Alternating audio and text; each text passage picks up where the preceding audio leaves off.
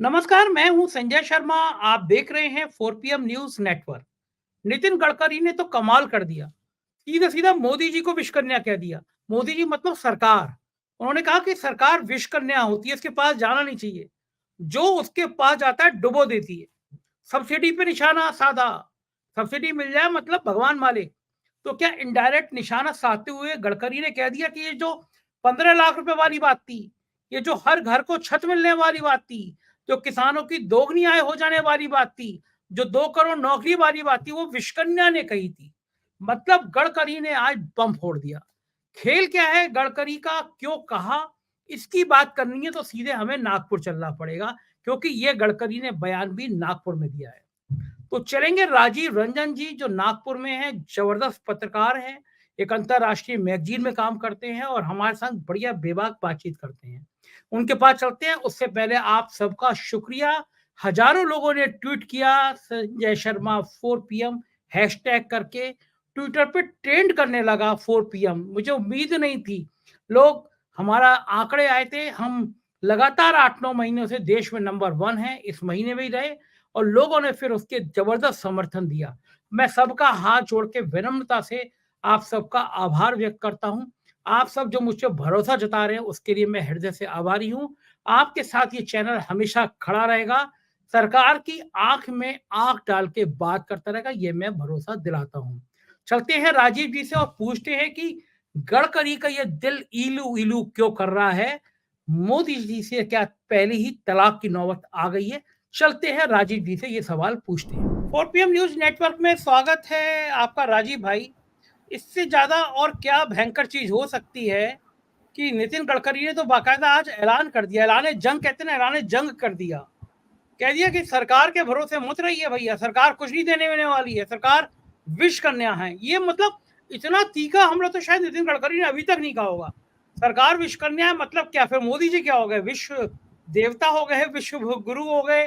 विश्व कन्या सरकार है तो मुझे नहीं पता फिर उस विश्व कन्या का मुखिया को क्या कहेंगे, कौन सा शब्द देंगे। लेकिन गडकरी जी को हो क्या गया? उनको लग रहा है कि अब मोदी जी इतनी कमजोर हालत में आ गए हैं। नागपुर में ही कहा, आप जहां नागपुर बैठे हैं उसी नागपुर में कहा कि सरकार विश्व कन्या, इसके भरोसे मत रखिए। अपने बेटे को उदाहरण दे रहे हैं कि सब्सिडी के मामले में।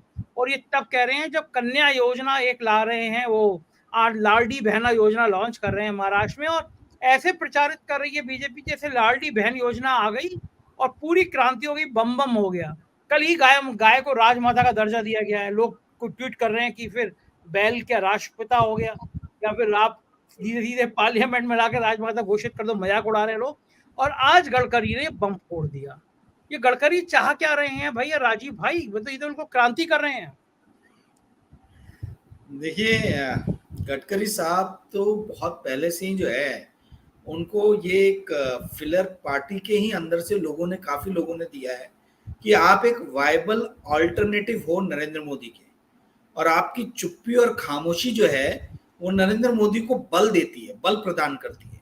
तो आप जरा वोकल होइए ताकि एक अल्टरनेटिव, जो जिन भी लोगों के अंदर में जरा भी नरेंद्र मोदी से नाराजगी है, कोई तो प्लेटफॉर्म चाहिए उनको, कहाँ अपनी नाराजगी दिखाएंगे। तो आप जो है वो थोड़ा वोकल होइए ताकि लोगों को पता चले कि भाई इस पार्टी के अंदर में सिर्फ एक आदमी की आवाज नहीं चलती है। गडकरी साहब ने 2014 के पहले कई बार, बहुत बार ये बात कही थी कि भाजपा एकमेव ऐसी पार्टी है जो अपने चाल चरित्र और चेहरे के कारण जानी जाती है, और ये पार्टी किसी की बपौती नहीं है। ये स्टेटमेंट उन्होंने ना जाने कितनी जगह दिया कि ये पार्टी किसी की बपौती नहीं है। ठीक है, ये पार्टी के अंदर से खुद लीडर उभरते हैं और ये पार्टी टैलेंट को ध्यान देती है। टैलेंट को ध्यान देके हर टैलेंटेड आदमी को एक प्लेटफॉर्म प्रोवाइड करती है, एक अवसर देती है। अब जो पिछले 10 साल में हुआ है उससे गडकरी साहब भी कहीं ना कहीं बहुत ज्यादा आहत है। और ना केवल गडकरी साहब बल्कि जितने भी बड़े सीनियर लीडर्स हैं सभी आहत हैं, क्योंकि ये सारे वो लीडर्स थे जो अपने टैलेंट के दम पे उभरे थे। अब जो लीडर्स बन रहे हैं वो मक्खन चप्पी के दम पे बढ़ रहे हैं, बटरिंग की अपनी क्वालिटीज जो है उनकी उसके दम पे बढ़ रहे हैं। गडकरी साहब, लाल कृष्ण आडवाणी हुए, अटल बिहारी वाजपेयी हुए, ये लोग जो थे, जसवंत सिंह हुए, यशवंत सिन्हा हुए, यू नेम एनी मतलब नोन लीडर फ्रॉम बीजेपी, है ना, जो 2014 के पहले जाने जाते थे, सुषमा स्वराज, इनमें से किसी के भी बाप दादा राजनीति में नहीं थे। ये लोग अपने दम पे, अपने टैलेंट के भरोसे जो है, अपने क्राउड पुलिंग कैपेसिटी के भरोसे जो है, अपनी ऑर्गेनाइजेशनल कैपेसिटी के कारण। राजीव भाई मैं 1 मिनट में पूरा बयान दर्शकों को सुना दूं पढ़ के, फिर आपसे चर्चा करूंगा। केंद्रीय मंत्री नितिन गडकरी एक बार फिर चर्चा में, उन्होंने कहा है कि हर चीज के लिए सरकार पर निर्भर नहीं रहना चाहिए, सत्ता में चाहे कोई भी पार्टी हो उससे हमेशा दूर रहना चाहिए। गडकरी ने कहा सरकार विषकन्या है, जो उसका साथ देता है उसको डुबो देती है। और ये बयान लाडली बहना योजना में दी जाने वाली सब्सिडी को लेकर दिया। वो नागपुर में विदर्भ आर्थिक विकास परिषद की बैठक में शामिल हुए। उन्होंने कहा सरकार पर कम निर्भर रहना चाहिए, सरकार किसी भी पार्टी की हो, जिसके साथ जाती है उसको डुबो देती है, सब्सिडी के चक्कर में रहना मत। तो क्या ये इशारा वो 15 लाख रुपए की सब्सिडी है, वो जो घोषणा की गई थी हर खाते में 15 लाख आ जाएंगे, हर होरी पे सिलेंडर मिल जाएगा, सिलेंडर 400 रुपए का मिल जाएगा, हर घर को ऊपर छत मिल जाएगी, किसानों की आमदनी दोगुनी हो जाएगी। इशारा तो शायद गडकरी का इन तमाम योजनाओं का था। मोदी जी ने जो बढ़ चढ़ के बातें की हैं, उन बातों की हकीकत क्या है? गडकरी ने एक 3-4 मिनट के भाषण जो वायरल हो रहा है उसमें पूरी कहानी बता दी।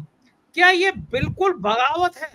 ये बिल्कुल तीखे तेवर कह रहे हैं कि मोदी जी अब हरियाणा और कश्मीर के रिजल्ट आए, महाराष्ट्र से पहले बीजेपी में धड़ाम धड़ाम हुआ। क्या मतलब है इस बयान का? देखिए, जो ये रेवड़ी कल्चर हमेशा नरेंद्र मोदी जी करते रहते हैं। गडकरी जी जो हैं, ये वही बता रहे हैं कि भाई रेवड़ी कल्चर तो आपके भी इसमें है, इनडायरेक्टली कटाक्ष कर रहे हैं और ये बोल रहे हैं कि आप किसी भी सरकार के भरोसे रहिए मत, जो कि एक बहुत बड़ा बयान है अपने खुद की सरकार के ऊपर में।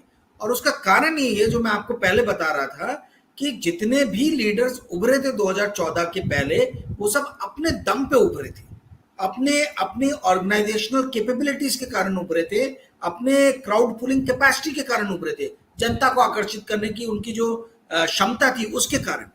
अब जो 2014 के बाद से जो भारतीय जनता पार्टी के अंदर में एक कल्चर डेवलप हुआ है, उसमें किस तरीके के लीडर उभर रहे हैं? अश्विनी वैष्णव कहाँ के लीडर है किसी को मालूम नहीं है, ठीक है। हरदीप पुरी, फिर उसके बाद में आपके पीयूष गोयल, तो चलो इस बार इलेक्शन लड़ लिए तो समझ में आया, पर वो भी बहुत स्ट्रॉन्ग सीट से उनको मिला था, गोपाल शेट्टी के साथ, आर के सिंह। मतलब इन्होंने चुन चुन के सारे ऐसे लीडर्स को अपने साथ इकट्ठा किया जिनका कोई आधार नहीं था 2014 के पहले, और इन लोगों के हाथों में पावर दिया। जयशंकर, निर्मला सीतारमन, अभी कहाँ के लीडर है निर्मला सीतारमन? 2014 से जो है कैबिनेट मिनिस्ट्री में है और डिफेंस और फाइनेंस जैसा स्ट्रॉन्ग पोर्टफोलियो उन्होंने संभाला है, और उसके बावजूद भी इलेक्शन के ठीक पहले बोलती है कि मैं इलेक्शन नहीं लड़ूंगी। जयशंकर जी को देखिए आप। तो मेरा कहना यह है कि जो मोदी जी ने कल्चर ब्रीड किया है भारतीय जनता पार्टी के अंदर में, उससे जितने भी ये जननायक, लोकनायक जो लीडर्स हैं, ये काफी ज्यादा नाखुश हैं और असंतुष्ट हैं। और ये सारे असंतुष्ट लोगों का जो जो धुरी जिसके इर्द गिर्द बन रही है, वो है नितिन गडकरी। और नितिन गडकरी ही शायद एक आगे आने वाले दिनों में धुरी बन सकती है, जो आरएसएस, संजय जोशी, नितिन गडकरी, ये जो त्रिकोण बन रहा है, इस त्रिकोण के इर्द गिर्द जो है ये सारे लीडर जो अंदर से नाखुश हैं, ये लामबंद हो रहे हैं, और ये अंदर ही अंदर बहुत तेजी से चल रहा है। संजय जी, मेरी जहां तक जानकारी है, मैं आपको बता रहा हूं कि एक तरीके से इनके हाथ से धीरे धीरे पार्टी खिसक रही है, अमित शाह और नरेंद्र मोदी के हाथ से, और रिजल्ट आने के बाद में आपको स्पष्ट रूप से वो नजर आएगा। अब आपका जो दूसरा सवाल है लाडली बहन योजना के ऊपर में, मेरे प्यारे 4PM के दर्शकों, ध्यान से इस बात को सुनो। इस तरीके का एनालिसिस आपको अभी तक कहीं भी विश्लेषण नहीं मिला होगा। लाडली बहन योजना क्या कहता है? लाडली बहन योजना ये कहता है कि 21 साल से लेके 65 साल तक की औरतों को 1,500 रुपए दिए जाएंगे, ऐसी औरतों को जो ऐसे परिवारों में रह रहे हैं जिनकी सालाना आमदनी 2.5 लाख रुपए से कम है, या 20,000 रुपए प्रति माह या उससे कम है, उनको मिलेगा लाडली बहन योजना का फायदा, अवसर। अब इसके अंदर में टारगेट रखा गया 2.5 करोड़ औरतों को दिया जाएगा। इसका मतलब है गवर्नमेंट को मालूम है कि 2.5 करोड़ औरतें जो हैं वो ऐसे परिवार में जी रही हैं जिनकी सालाना आय जो है 2.5 लाख से कम है। अमूमन ये माना जाता है, सेंसस ब्यूरो का भी ये मानना है कि एक परिवार में 4 लोग होते हैं, तो 2.5 करोड़ मल्टीप्लाई बाय 4 कितना आता है? 10 करोड़। आबादी जो है महाराष्ट्र की वो 2011 सेंसस के हिसाब से थी 11.5 करोड़। माना कि पिछले 13 साल में और 1 करोड़ से 1.5 करोड़ बढ़ गई होगी, तो यानी 13 करोड़ की आबादी में 10 करोड़ लोग ऐसे परिवारों में जी रहे हैं इस राज्य में जिनकी सालाना आमदनी जो है वो 2.5 लाख से कम है। तो आप ये समझ लीजिए कि 70% आबादी जो है वो जी रही है ऐसे परिवार में जो 2.5 लाख से कम कमा रहे हैं। ये हाल है उस राज्य का जो इंडिया का सबसे ज्यादा आर्थिक रूप से सशक्त राज्य माना जाता है या सबसे ज्यादा इंडस्ट्रियल स्टेट माना जाता है। तो इससे दो चीजें, या तो ये डाटा गलत है, ठीक है, इस डाटा में ही कहीं कुछ गलती है, या फिर इसके अंदर में आप ये समझ लीजिए कि कोई बहुत बड़ा स्कैंडल हो रहा है, ठीक है। या जो इन दोनों चीजों से शर्मनाक चीज है वो ये है कि इस राज्य को कहां पिछले 10 सालों में देवेंद्र फडणवीस, भारतीय जनता पार्टी और शिंदे जी लेके गए। जो राज्य सबसे ज्यादा इंडस्ट्रियलाइज्ड राज्य है पूरे भारतवर्ष में, उसके अंदर में 10 करोड़ ऐसे लोग हैं जो 13 करोड़ में से जो 2.5 लाख से कम आबादी कम सालाना आय वाले परिवार में जी रहे। तो इससे ज्यादा शर्मनाक स्थिति कुछ और नहीं हो सकती। और मुझे ये नहीं समझ में आ रहा कि क्यों नहीं कांग्रेस, क्यों नहीं उद्धव ठाकरे शिवसेना, क्यों नहीं शरद पवार एनसीपी या आम आदमी पार्टी इस प्रश्न को उठा रहा है कि साहब 10 करोड़ लोग यदि 2.5 लाख से कम सालाना तनख्वाह वाले परिवार में जी रहे हैं तो कंजम्पशन क्या होगा, कैसे ये राज्य नंबर 1 बना रहेगा। ये एक बहुत बड़ा आर्थिक प्रश्न जो है इस सरकार ने ये लाडली बहन योजना लाके अपने ऊपर ही खड़ा कर दिया है। जी संजय जी। बिल्कुल ठीक कह रहे हैं। सोशल मीडिया के दौर में हर चीज सामने आ जाती है। गडकरी का बयान ये देखते देखते वायरल हो गया। कौन सी चीज क्या वायरल हो जाए, मैं सुबह देख रहा था, अचानक ट्विटर पे नजर पड़ी तो पता लगा कि संजय शर्मा 4 PM ये ट्रेंड हो चल रहा है और देश में दूसरे नंबर पर ट्रेंड चल रहा है। मैं हैरान कि ट्विटर पे अब तो एक्स हो गया, एक्स पे 4 PM ट्रेंड करेगा, ये सोचा नहीं था। मैंने देखा इतने सुंदर सुंदर सैकड़ों हजारों कमेंट में उन सबका हाथ जोड़ के आभार व्यक्त करता हूँ जिन्होंने 4 PM में भरोसा जताया, और मैं उन सभी दर्शकों का हाथ जोड़ के भरोसा अभिवादन करता हूं जिनके कारण 4 PM इस महीने भी देश में नंबर 1 आया। लगभग 9-10 महीने हो गए हैं, एक महीना छोड़ दीजिए, हर महीने 4 PM नंबर 1 पर आ रहा है। तो ये सब आप दर्शकों का प्यार है, हमारा भरोसा है। राजीव जी, आप तो बड़ा ये बिजनेस की दुनिया में एक्सपर्ट आदमी हो, हमने तो बिल्कुल 0% सन्नाटा है, हमें बिजनेस की रिपोर्टिंग नहीं आती ईमानदारी से, लेकिन आपने तो बड़ा एनालिसिस करते हो, बिजनेस की रिपोर्ट बनाते हो। ये ऐसा क्यों हो रहा है, मेरे को भी यकीन नहीं होता। मतलब मैं तो चैनल चला रहा हूँ लेकिन मेरे को यकीन नहीं होता कि 9-10 महीने देश में लगातार नंबर 1 बना रहना, ट्विटर पे ट्रेंड करना, हजारों ट्वीट ये करना कि यार 4 PM हमसे भरोसे वाला है, ये सब कैसे हो जाता है? आपको आइडिया है कुछ? देखिए संजय जी, आपका जो ब्रांड है 4 PM, ठीक है, कोई भी चीज नंबर 1 इतने लगातार महीने नहीं रह सकती, वो भी इवॉल्विंग टेक्नोलॉजी और इवॉल्विंग फील्ड में। मीडिया जो है ये एक ऐसी चीज है जो बड़ी मतलब बहुत ही वॉलेटाइल है, स्थिरता इसमें कम है। आज कोई और है, कल कोई और आएगा, परसों कोई और आएगा, ऐसा चलता रहा है। पर जो आपने पिछले 1 साल में कंसिस्टेंसी मेंटेन की है वो ये शो करता है कि आपने एक बहुत स्ट्रॉन्ग ब्रांड बिल्ड किया है जिसमें लोगों का विश्वास है। लोग आपके अंदर विश्वास जो है वो ये नंबर 1 रैंकिंग देके जो है वो उसको प्रदर्शित कर रहे हैं। अब सवाल ये उठता है कि नंबर 1 रैंकिंग क्यों आ रहा है, लोग क्यों विश्वास कर रहे हैं। मेरा ऐसा मानना है पर्सनली संजय जी, जब मैं तो 20 अप्रैल से शायद आपके साथ जुड़ा हूं, है ना, इसी साल इलेक्शन फर्स्ट फेज का जिस दिन इलेक्शन हुआ था उसी टाइम से हम लोग शायद जुड़े हैं। मैं आपको ये बता रहा हूं कि 20 अप्रैल से लेके अभी आज 1 अक्टूबर हो गया है, मैं कंसिस्टेंटली देख रहा हूं 4 PM जितने न्यूज ब्रेक करता है, जितने ब्रेकिंग न्यूज देता है यूट्यूब पे, ऐसा कोई दूसरा चैनल नहीं देता। इस 20 अप्रैल के पहले तक तो मैं बहुत सारे चैनल्स पे जाता था, सारे चैनल जो हैं सिर्फ और सिर्फ राय मांगते थे, जिसको लोग विश्लेषण बोलते हैं हिंदी में, परंतु वहां पे राय दी जाती थी। 4 PM एक ऐसा चैनल है जहां पे राय सिर्फ नहीं मिल रही, आपको विश्लेषण नहीं मिल रहा, आपको उसके साथ में ब्रेकिंग न्यूज मिल रही है। हमने ना जाने आधी दर्जन तो मैंने ब्रेकिंग न्यूज दी है आपको, और इसके अलावा ना जाने और कितने रिपोर्टर्स जो हैं जो आपके अलग अलग राज्यों में हैं, उन्होंने आपको ब्रेकिंग न्यूज दिया जो कहीं भी नहीं छपा, और इलेक्ट्रॉनिक चैनल्स ने और न्यूज़पेपर्स ने उनको फॉलो किया उन न्यूज को। तो ये ब्रेकिंग न्यूज देना, एक ऐसी चीज देना जिसको बाकी मीडिया जो है फॉलो करने लगे, वो एक विश्वसनीयता आपके अंदर में 4 PM के अंदर में जो है वो जनता जो है अपना फेथ रिपोज करती है। और इस बात को समझिए संजय जी, इस सबसे इंपॉर्टेंट बात जो है, जितने भी बाकी लोग हैं, जितने भी चैनल चला रहे हैं, इनके ऊपर में जो भी विश्लेषण देने वाले लोग आते हैं, वो या तो रिटायर्ड लोग हैं या अपनी फील्ड से निकल चुके लोग हैं। वो on the field day to day touch में नहीं है। मैं बड़ाई नहीं कर रहा, बट आपके चैनल पे यदि आप मुझे बुला रहे हैं तो आज मैं मेन स्ट्रीम मीडिया में बना हुआ हूं, तो मेरी कॉन्सिस्टेंटली मेरी जो न्यूज का जो इकोसिस्टम है उसके साथ में मैं टच में हूं। परंतु बाकी जो लोग हैं वो जो न्यूज ब्रेक होती है उसका सिर्फ विश्लेषण करते हैं। आप जो है आप ब्रेकिंग न्यूज दिखा रहे हो, यही आपकी सबसे बड़ी विशेषता है। और देखिए संजय जोशी रिसेंट एग्जांपल है, हम लोगों ने संजय जोशी दिखाया, उसके बाद में ना जाने आधे दर्जन चैनलों ने उसको फॉलो किया यूट्यूब पे, और उसके बाद में जो है मेन स्ट्रीम मीडिया में आना शुरू हुआ। आपने देखा आपके खिलाफ बहुत बड़ी साजिश हुई पिछले कुछ दिनों में, 2 हफ्तों में, परंतु उन साजिशों का भी इस नंबर पे कोई इंपैक्ट, कोई इफेक्ट नहीं पड़ा।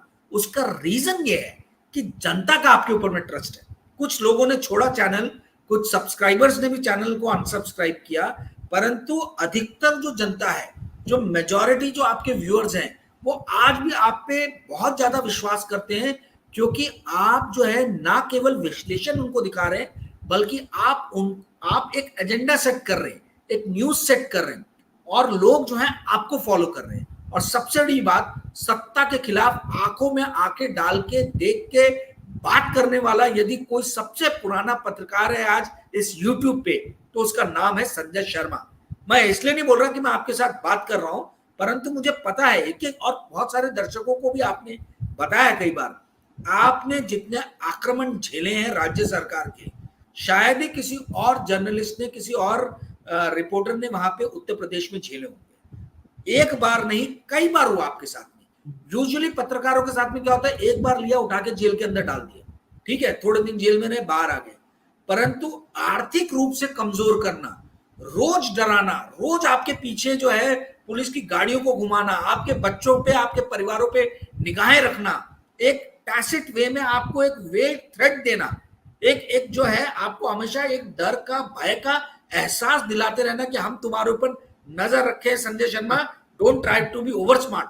ये सारी चीजों को भी नजरअंदाज करते हुए, जो आंखों में आंखें डाल के जो अभी तक आपने अपने झंडे गाड़े हैं, वो ही चीज आपको नंबर 1 बनाती है संजय जी। और कितने भी लोग कितनी भी बातें करें, जब तक न्यूज ब्रेक करते रहेंगे हम लोग 4 PM पे, जब तक हम लोग विश्लेषण करते रहेंगे सच्चाई के साथ में, जब तक हम सत्य के साथ खड़े हैं, जनता के साथ खड़े हैं और सरकार को प्रश्न पूछ रहे हैं, तब तक हम नंबर 1 बने रहेंगे संजय जी। जी, ये तो खैर होता ही है कि अगर आप लगातार आप बात करते हैं, मुद्दों पे बात करते हैं, सिद्धांतों पे टिके रहते हैं, तो आपको सच्चाई तो सामने आई जाती है। मैंने तो एक वो शेर भी पिछले दिनों वायरल मैसेज भेजा था, जब नंबर 1 की रिपोर्ट आई थी, उसमें था कि मुखालफत से मेरी शख्सियत संवरती है, मुखालफत से मेरी शख्सियत संवरती है, मैं दुश्मनों का बड़ा एहतराम करता, बड़ा सम्मान करता। तो वही ठीक है, वो थैंक्स है आलोचक। और हम तो देख रहे थे सोशल ब्लेड की साइट की, हमारा एक भी दिन सब्सक्राइबर के मामले में ग्राफ नीचे नहीं आया, बड़े बड़े हैं, एक भी दिन, नॉट ए सिंगल डे, एक भी दिन ग्राफ नहीं आया। तो वही भरोसा है, और मैं जान लगा दूंगा इस भरोसे को ऐसी विश्वास में कायम रखने के लिए। खैर, हम मुद्दे से भटक गए। हम लोग बात कर रहे थे महाराष्ट्र की। महाराष्ट्र में चुनाव सिर पर है, नवंबर तक सरकार बननी है। इनको लग रहा है कि मध्य प्रदेश की तरह लाडली बहन योजना ले आएंगे, और वो लाडली बहन योजना कमाल कर देगी, महाराष्ट्र में क्रांति कर देगी। गडकरी की अगर यही तेवर बने रहे, गडकरी ने यही संदेश देते रहे, तो बैंड बच जाएगी सरकार की, बीजेपी के वहां पर। नहीं, देखिए, सिर्फ गडकरी जी के संदेश देने की बात नहीं है संजय जी, बहुत सारे लोग अब आपस में बातें कर रहे हैं। आप ये समझिए महाराष्ट्र के ऊपर में 6 लाख करोड़ के आसपास का कर्जा है। आप ये देखिए, यदि 2.5 करोड़ औरतों को हर महीने आप 1,500 रुपए दे रहे हो तो कितना हुआ? 2.5 करोड़ 2500, 3750 करोड़, 3700 करोड़ के आसपास में होता है। और आप जो है यदि इसको 25 और 12 37.5 तो 3,750 करोड़ रुपए का हर महीने जो है सरकार की बैलेंस शीट पे जो है उसका इम्पैक्ट पड़ रहा है। तो ये कोई एक कम अमाउंट नहीं है। और आप इसको जो है मल्टीप्लाई कीजिए 12 महीने से, ठीक है, तो आप ये समझेंगे, आपको ये समझ में आएगा कि भाई ये जो असर जो है ये 40,000 करोड़ के आसपास जाता है। 40,000 करोड़ के आसपास में इसका असर पड़ने वाला है। तो एक तरफ तो आप इंटरेस्ट पेमेंट इतना ज्यादा कर रहे हो, वहीं दूसरी तरफ आप 40,000 करोड़ सिर्फ लाडली बहन पे दे दोगे तो बाकी लोगों के लिए क्या? ये तो प्योर ब्राइट दिख रहा है। ये तो आप औरतों का वोट जो है इसको खरीदने की कोशिश कर रहे हो और ये सस्टेनेबल नहीं है, ये फिस्कली सस्टेनेबल नहीं है। महाराष्ट्र आज कर्ज के दुष्चक्र में फंस चुका है, ठीक है, और महाराष्ट्र के सारे बड़े बड़े प्रोजेक्ट्स को उठा के गुजरात लेके जो है वो हमारे अमित शाह जी और मोदी जी जो है वो लेके जा चुके हैं। तो आप चुकाओगे कैसे कर्जा? और इस तरीके की योजनाओं को आप दोगे तो कब तक उसको सस्टेन करोगे? लोग अब सवाल पूछने लगे हैं कि आप हमें पैसा दिखाइए, कहां से पैसा आएगा इस परियोजना को 5 साल तक सस्टेन करने के लिए। आप ये 3-4 महीने देके ब्राइब देके आप हमारे वोट को मत खरीदिए। आप तो हमें ये बताइए कि आप अगले आने वाले 5 साल तक इस परियोजना को कैसे सस्टेन करके रख सकते हैं। और इसका जवाब इस सरकार के पास में नहीं है। यानी ये सरकार एक्सपोज हो चुकी है, एक्सपोज हो गई है। आप देखिए 2.5 करोड़ मल्टीप्लाई में 1500 आप कीजिए तो आपको ये समझ में आएगा कि कितना बड़ा अमाउंट जो है वो जा रहा है सरकार के एक्सचेकर से। तो वेलफेयर एक्टिविटीज के लिए, पुलिस फोर्स बढ़ाने के लिए, सुरक्षा बढ़ाने के लिए, इन सब चीजों के लिए पैसे नहीं बच रहे सरकार के पास में, क्योंकि 40 से 45,000 करोड़ ऋण में चला जा रहा है, यानी इंटरेस्ट पेमेंट में चला जा रहा है, और आपका लगभग उतना ही अमाउंट लाडली बहन पे चला जा रहा है। तो 1 लाख करोड़ रुपए तो आपके ऐसे निकल जा रहे हैं टैक्स कलेक्शन में से। तो आप बाकी चीजें का, आपको वेतन देना है कर्मचारियों को, तो वो कहां से? आप वेतन को अगर निकाल दोगे तो उसके बाद में ठन गोपाल है, सरकार के पैसे नहीं है वेतन और पेंशन देने के बाद में।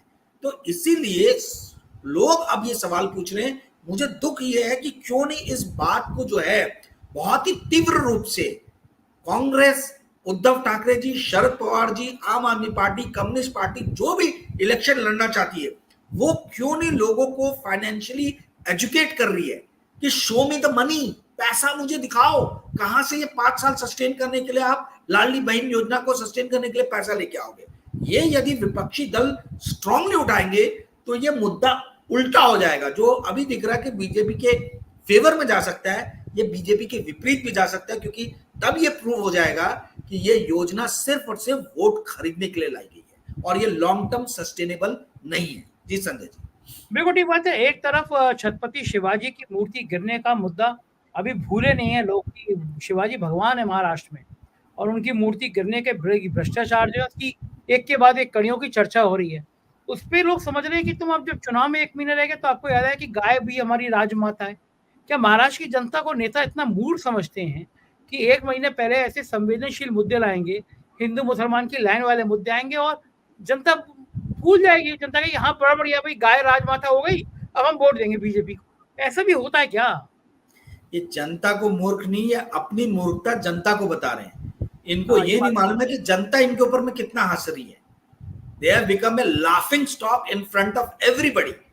ये समझ रहे हैं। देखो, अपने आप को ज्यादा होशियार समझने इसमें कोई बुराई नहीं है, पर दूसरों को जब आप बेवकूफ समझने लगते हो तभी आप गलतियां करते हो, और ये वही गलतियां कर रहे हैं अभी, ठीक है। ये इस तरीके की चीजें इलेक्शन के पहले आप लाके सिर्फ और सिर्फ आपकी बौद्धिक अक्षमता का प्रदर्शन कर रहे हैं। बौद्धिक रूप से आप कितने कमजोर हैं इसको आप प्रदर्शित कर रहे हैं। आपका बौद्धिक स्तर जो है इसी से पता चल रहा है। देखिए संजय जी, इस इलेक्शन में जो 2-3 बड़े मुद्दे हैं उसमें एक सबसे बड़ा मुद्दा है अनएम्प्लॉयमेंट का। बेरोजगारी बहुत तेजी से बढ़ रही है महाराष्ट्र में, पूरे देश में ही बढ़ रही है। दूसरा बड़ा मुद्दा है ओबीसी आरक्षण का, जो अगेन इनडायरेक्टली एम्प्लॉयमेंट से ही जुड़ा है। भाई आरक्षण क्यों चाहिए आपको? आरक्षण जॉब के लिए तो चाहिए, गवर्नमेंट जॉब्स के लिए, राइट? तो ये भी इनडायरेक्टली जो है आके एम्प्लॉयमेंट से जुड़ता है। तीसरा बड़ा जो कारण है वो ये है कि मिडिल क्लास और एजुकेटेड क्लास जो महाराष्ट्र का है, ये समझ गया है कि महाराष्ट्र के ऊपर में लाके गुजरात को थोपा जा रहा है। जबरदस्ती जो है वो गुजरात को जो है हावी बनाया जा रहा है महाराष्ट्र के ऊपर में। गुजरात के सारे प्रोजेक्ट्स जो है, महाराष्ट्र के सारे प्रोजेक्ट्स जो हैं धीरे धीरे करके गुजरात लेके जाया जा रहा है और गुजरात को ठेंगा दिखाया जा रहा है। तो ये सब एक ऐसी चीजें हैं जिससे जनमानस यहाँ का पहले मन बना चुका है, वो आक्रोश में है। आप कितना भी कुछ भी कर लीजिए, इस आक्रोश को कम करना, सबड्यूट करना बहुत डिफिकल्ट है। और उसी का परिणाम है कि आप लाडली बहन योजना जैसी योजना ला रहे हो, जहां पर जो औरतें हैं उनको आप कोशिश कर रहे हो कि कैसे भी अपनी तरफ खींचे। पूरे नागपुर में देखिए देवेंद्र फडणवीस का जो है वो पोस्टर, बड़े बड़े बैनर पोस्टर जो है वो टंगे हैं देवा भाऊ करके, और उसमें औरतें जो है देवा भाऊ यानी ब्रदर, भाई। तो अब देवेंद्र फडणवीस देवा भाऊ हो गए, ठीक है? और देवा भाऊ जो है वो अपनी बहनों को जो है मतलब उनके समृद्धि के लिए 1,500 रुपए का चेक दे रहे हैं। इस तरीके से एडवर्टीजमेंट जो है, इस तरीके से ब्रांडिंग की जा रही है। अब आप ये समझिए कि देश का प्रधानमंत्री एक तरफ सारे विपक्षी दलों की राज्य सरकारों को कोसता दिन रात कि रेवड़ी बांट रहे। अभी इनसे सवाल पूछा जाए कि एक ऐसा राज्य जिसके ऊपर में लाखों करोड़ों रुपए का कर्जा है, वहां पे आप 1,500 रुपए मंथली देके आप रेवड़ी नहीं बांट रहे हो, तो आप क्या बांट रहे हो भाई? ये इसको क्या नाम दिया जाए? जी सर, बिल्कुल ठीक बात है, बिल्कुल सही बात है। महाराष्ट्र की राजनीति ऐसी गुलखिलाती रहेगी। बहुत बहुत शुक्रिया राजीव भाई, आपने हमें समय दिया, आभार, थैंक यू। तो ये थे राजीव रंजन जी, और आपने सुना क्या बेबाक तरीके से बातचीत कर रहे थे। मुझको लगता है कि ये बातचीत आपको पसंद आई होगी। अपनी राय से अवगत कराइएगा। चैनल को ज्वाइन करना और सब्सक्राइब करना ना भूलें। शुक्रिया, थैंक यू।